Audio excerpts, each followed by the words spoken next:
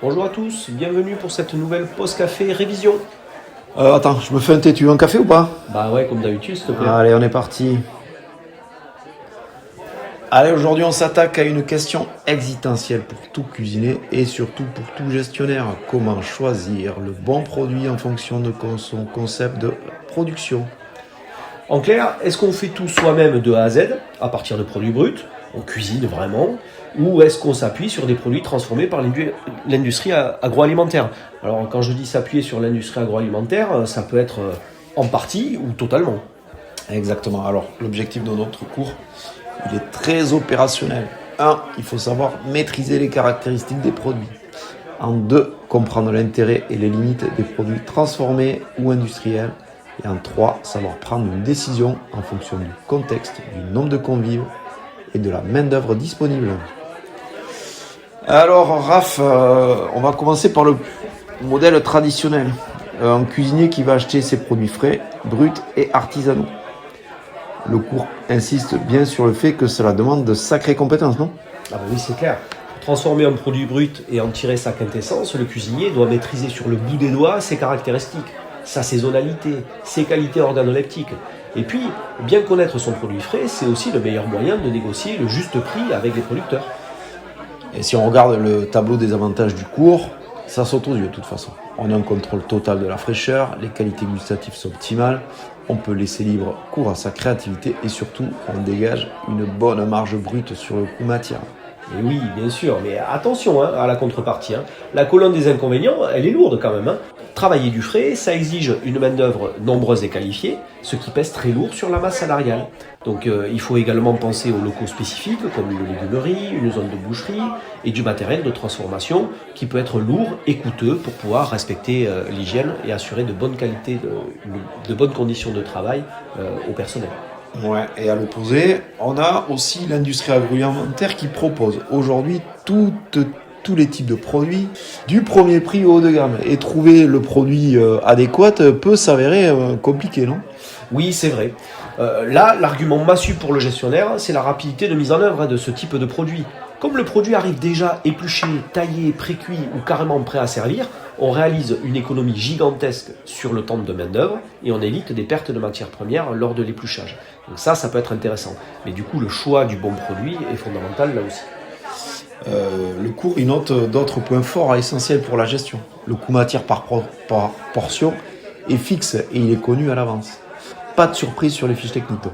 La qualité, elle est souvent hyper régulière. Le stockage, il est simplifié. On diminue à mort le risque sanitaire et on limite le gaspillage. Oui, mais là c'est pareil, ça c'est le côté pile. Attention Bertrand, le cours nous alerte très sérieusement sur le côté face. Les inconvénients cachés de ce type de produit sont énormes pour l'établissement. Et le premier, c'est le piège financier de la marge brute. Oh là, explique-nous tout ça parce que si on gagne du temps, on gagne de l'argent, non?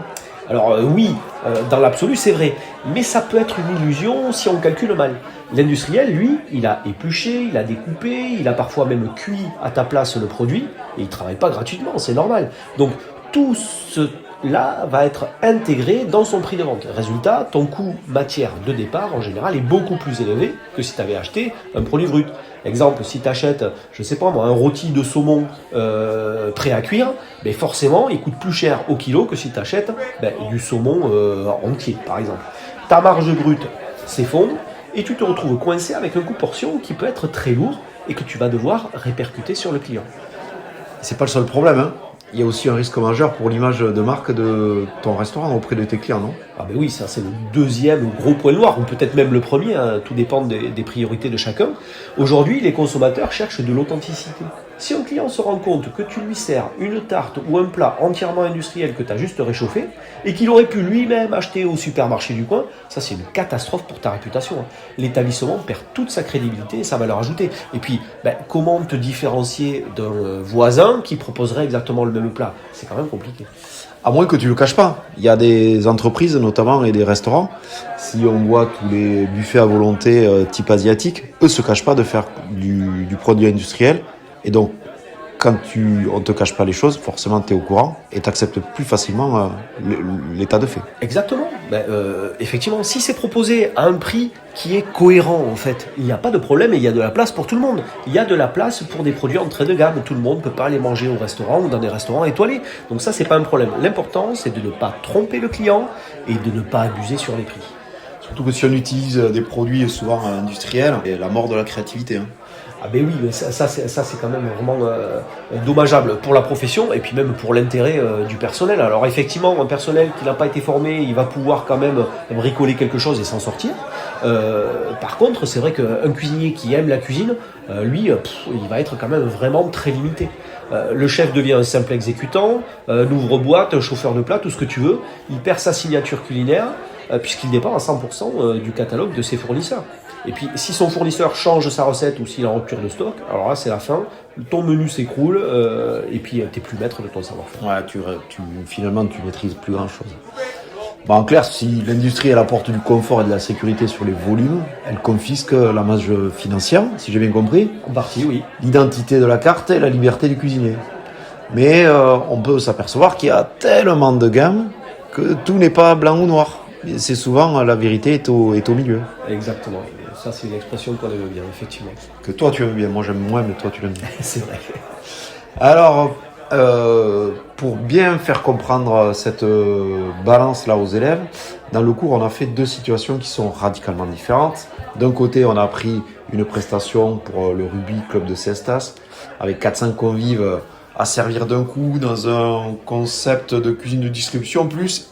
Et de l'autre côté, on a pris une petite prestation haut de gamme pour la cabane de l'Aiguillon, avec seulement 20 convives en cuisine traiteur. Tu peux nous rappeler tout ça là ? Bah oui, alors prenons l'exemple de la production des éclairs au chocolat pour ces 2 événements. Donc a priori, on a le même produit qu'on va vendre dans 2 circonstances différentes. Sauf que les prix négociés sont pas les mêmes, donc les produits proposés pourront pas être les mêmes. Donc là, il va falloir être vachement clair et puis savoir surtout est-ce que j'y vais ou est-ce que j'y vais pas. Est-ce que je vais plutôt à Cestas, est-ce que je vais plutôt à la cabane de l'Aiguillon ou est-ce que je vais à aucun des deux ou est-ce que je vais aux deux. L'important, une fois de plus, ce sera vraiment la clarté. Donc si on prend le Rugby Club de Cestas avec ses 400 personnes, si le chef manque de temps et de personnel pour fabriquer 400 éclairs maison de A à Z, on est d'accord, c'est quand même chaud. Et puis en termes de coût, ça pose quand même des questions. Donc le cours propose 2 options. Soit une option assemblage, tu achètes les coques d'un côté, la crème poudre à chaud ou à froid, peu importe, le glaçage de l'autre, et hop, tu assembles tout ça. Ou alors tu achètes le produit complètement fini, c'est-à-dire des éclairs surgelés comme tu peux trouver chez Picard à 40 centimes l'unité. Ouais, c'est là que l'arbitrage du manager ou du cuisinier intervient. C'est-à-dire que lui, il a un choix à double tranchant. Alors d'un point de vue pratique, l'option du produit fini surgelé à 40 centimes, ça offre la sécurité totale et un confort logistique imbattable pour la prestation du Rugby Club de Cestas. Ouais. Le coût matière, il est pas très important. Non. Le stockage, il est simple. On n'a pas besoin de payer des heures de main-d'œuvre qualifiée. Bref, sur le papier et pour la masse, l'industrie coche toutes les cases pratiques. Bah oui, ça semble être la super bonne idée. C'est super pratique pour le cuisinier, effectivement, puisqu'en fait, il n'a pas besoin de cuisiner. Donc forcément, c'est simple, mais attention à la douche froide côté client. Si vous n'avez pas été clair dès le départ, le client risque d'être déçu. La qualité d'un éclair industriel surgelé à 40 centimes, c'est vraiment pas la même que celle que vous achetez chez votre pâtissier. La pâte au chou peut être un petit peu molle ou spongieuse, la crème est souvent pas terrible, le glaçage il est trop sucré. Même dans un club de rugby, le client s'attend peut-être quand même à un minimum de plaisir gustatif. Ou alors si vous allez sur la presta, marquez pas votre nom parce que votre réputation pourrait en prendre un coup. Si la qualité est trop dégradée par rapport à ce que le client espérait, l'image de l'événement va en prendre un coup. Donc le grand danger de l'industriel, privilégier la facilité technique au détriment de l'assiette. Toujours bien calculer son coût. Mais on a vu que les industriels, ils sont vachement à l'écoute des restaurateurs et ils proposent énormément de gammes. Donc peut-être en prenant, si j'ai bien compris, un éclair beaucoup plus cher, par exemple à 1 euro, il va être super bon, mais par contre, je flingue ma marge et ça marche pas trop. Exactement. Donc du coup, en fait, faut toujours passer par la case calcul. Des fois, on se dit juste comme ça en lisant en travers une commande que voilà, on va gagner de l'argent, ça va le faire, ça va être facile et on va marger. Et puis après, quand on décortique bien tous les coûts, le coût du personnel, le coût de la matière d'œuvre, le coût du stockage, de la livraison, etc.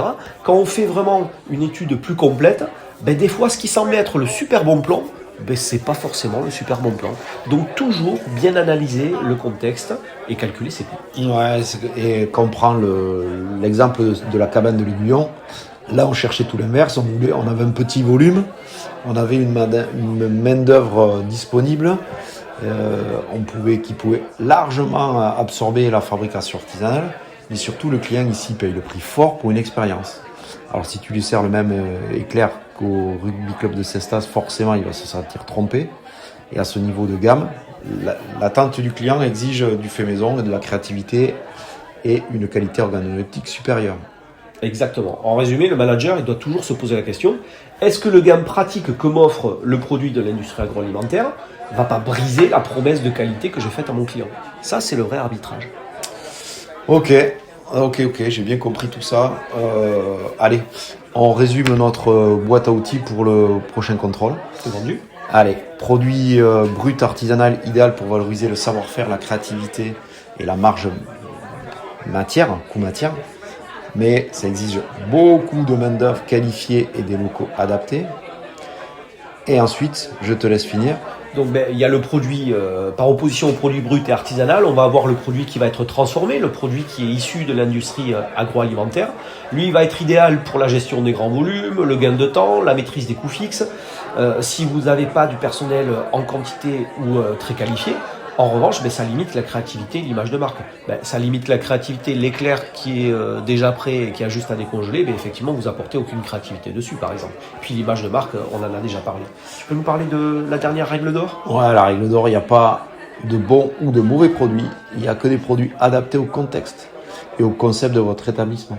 Exactement, Bertrand. Un bon manager, ce n'est pas un extrémiste du tout frais ou du tout industriel. C'est quelqu'un qui sait analyser son nombre de clients, son équipe, ses qualités, ses défauts, ses manquements, pour choisir la bonne gamme de produits au bon moment.